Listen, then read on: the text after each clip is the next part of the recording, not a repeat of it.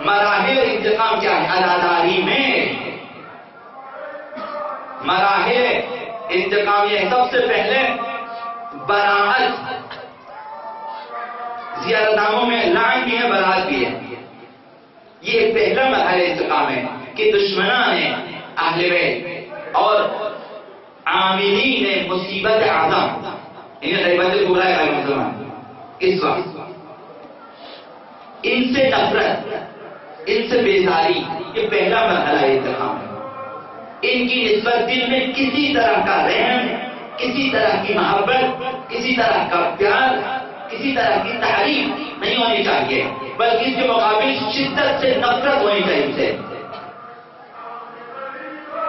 دوسرا مرحلہ براعت ظواہری عملی ہے. براعت عملی میں دشمنوں کے تہذیب و تمدن کو اپنے معاشرے میں مسلط نہ ہونے دے. دشمن مختلف وسائل کے ذریعے اپنی تہذیب و تمدن یہاں پہ رائج کرنا چاہتے ہیں. لباس سے لے کر، زبان سے لے کر، رہن سہن سے لے کر، شادی بیاہ سے لے کر باقی رسومات تک، حتی مذہبی رسومات میں بھی ان کی دخل اندازی ہے. انہیں نہ آنے دیں، انہیں ایک ایک کر کے شناخت کریں کہ ہماری عزاداری میں، ہمارے نمازوں میں، ہمارے جلوس میں، ہمارے شادی بیاہ میں، لین دین میں، تجارت میں، کہاں کہاں جو ہے غیر اسلامی تہذیب تمدن، دشمنان دین کا تہذیب تمدن یہاں پہ داخل ہو چکا ہے. اب انڈیا کے چینل آپ دیکھیں گے کچھ چیزیں وہاں سے، ہالی ووڈ کے کچھ فلمیں آپ دیکھیں گے کچھ وہاں سے داخل ہوتے ہوتے ان کے تہذیب تمدن کے لیے راستہ فراہم ہو جائے گا. دشمنان اہل بیت کے عاملین غیبت کبریٰ کے ان کے اخلاق اور عقائد سے بشدت پرہیز کرنا چاہیے. اس میں شدت آنی چاہیے.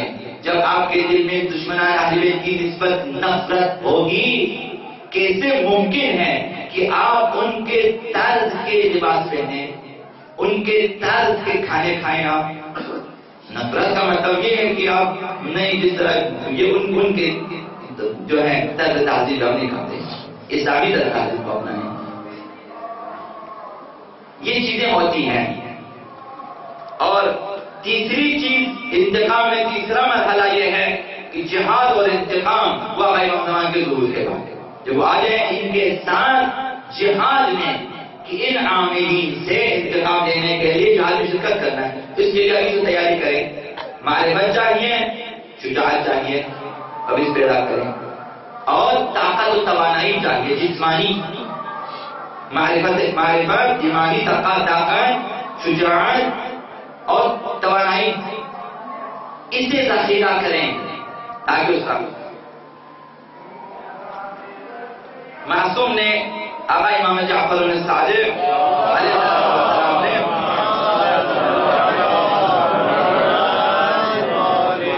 ارشاد فرمایا، ہیہات، اسے سنیں اور نوجوان زیادہ سنیں کیونکہ ان سے زیادہ امیدیں ہیں کہ آبا امام زمان کے کام آ جائیں.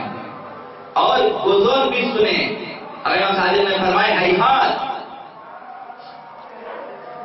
ہے افسوس، وائے، کذب من ادعا محبتنا ولم يتبرأ من عدونا.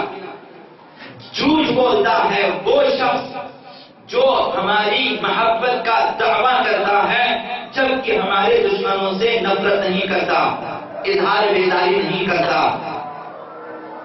براعت از عاملین غیبت کبریٰ، براعت از منحرفین ضروری ہے. دشمنان اہل بیت سے نفرت اور براعت ضروری ہے. یہ لازمی جز ہے محبت اہل بیت کا. جس قدر محبت ہوگی اسی حساب سے شدید نفرت ہوگی دشمنان دین اور دشمنان اہل بیت سے. لہذا انتقام حقیقی اس وقت ممکن نہیں ہے کیونکہ امام معصوم پردہ کرتے ہیں. انتقام حقیقی ممکن نہیں جب تک منتقم اصلی نہ آ جائے معاشرے میں. اور دنیا پہ حاکم نہ بنے. تو لہذا ہمیں متوجہ رہنا چاہیے کہ منتقم حقیقی آئیں گے تب انتقام حقیقی لیا جائے گا، اور اس دن کے لیے خود کو تیار کریں. یہ ہدف عزاداری ہے اور یہ ہدف تشیع ہے اور یہی زمینہ سازی ہے، یہی اپنی تربیت ہے، اور اسی انتظار میں دن گزاریں اپنے. اگرچہ آپ کی عمر کا آخری دن ہی کیوں نہ ہو، اسے بھی آقا امام کے انتظار میں گزارنا ہے. آپ کے بیٹے باہر گئے ہوئے آپ منتظر ہیں کہ وہ آئیں گے، دن گنتے ہیں آپ کہ آئندہ 2 سالوں میں آئیں گے، آئندہ 2 مہینوں کے بعد آ جائیں گے، آئندہ 2 ہفتوں کے بعد آ جائیں گے، آئندہ 2 دن کے بعد پہنچ جائے گا، آج وہ آ جائے گا. اسی طرح آقا امام کا انتظار ہونا چاہیے کہ دن گنے، ہفتے گنے، ساعتیں گنے. انتظار یعنی یہ جب آپ کا بیٹا، جب آپ کا بھائی، جب آپ کے والد دور سے آ جاتے ہیں تو آپ بھی کچھ ایک برنامہ رکھتے ہیں. بیٹے آئیں گے، ہم نے ان کی شادی کرنی ہے، انہوں نے تعلیم حاصل کرنی ہے، نوکری کرنی ہے وغیرہ وغیرہ. بیٹی آئے گی، ان کی شادی ہوگی، ان کا گھر بسے گا وغیرہ وغیرہ، ان کی اولاد ہوگی، اور میں دیکھوں گا اپنے نوازے کو، مثلا اپنے پوتوں کو، پر پوتوں کو، سب کی آرزو ہوتی ہے میرا باپ آئے گا، میں نے ان کی خدمت کرنی، ان کو حج پہ بھیجنا وغیرہ وغیرہ. اسی طرح آقا امام زمان کے لیے منتظر رہیں اور ایک برنامہ ہو آپ کے پاس. وہ برنامہ جو آقا امام زمان کے ساتھ ہم آہنگ ہو. تو برنامہ جو آقا امام زمان کا اپنا ہوتا ہے، تو ان کے برناموں سے ہم آہنگ اپنی تیاری ہونی چاہیے کہ وہ آئیں گے تو میں اپنی یہ خدمات پیش کروں گا. سب کے پاس کارکردگی رپورٹ ہونی چاہیے. جب آقا امام زمان آ جائے پیش کریں کہ مولا میں نے یہ کام انجام دیے ہیں آپ کے ظہور کے لیے، میں نے اتنے نوجوان تیار کیے ہیں، میں نے اتنی خواتین آپ کے لیے تیار کی ہیں آپ کے ظہور کے لیے، میں نے اتنی مائیں تیار کی ہیں تاکہ وہ مہدوی بچوں کی تربیت کریں، میں نے اتنے خاندان کو مہدوی تربیت دی ہے، اب وہ خان والے مہدوی ہیں، اپنی کارکردگی پیش کریں. میں نے اتنے افراد کو دینی تعلیم دی ہے، ان کے عقائد کو میں نے درست کیا ہے، ان کے اخلاقیات کو میں نے درست کیا ہے. میں نے اتنے شاگرد پیدا کیے ہیں جنہیں آپ کی معرفت سے میں نے مالا مال کیا ہے. اتنے نوجوانوں میں نے آپ کی محبت ڈال دی ہے، ان کے دلوں میں پیدا کر دی ہے، کارکردگی ہوتی ہے. میں نے اتنے مدارس بنائے ہیں اپنے پیسوں سے کہ جہاں آپ کی معرفت ملے، جہاں آپ کے دین کا سبق ملے.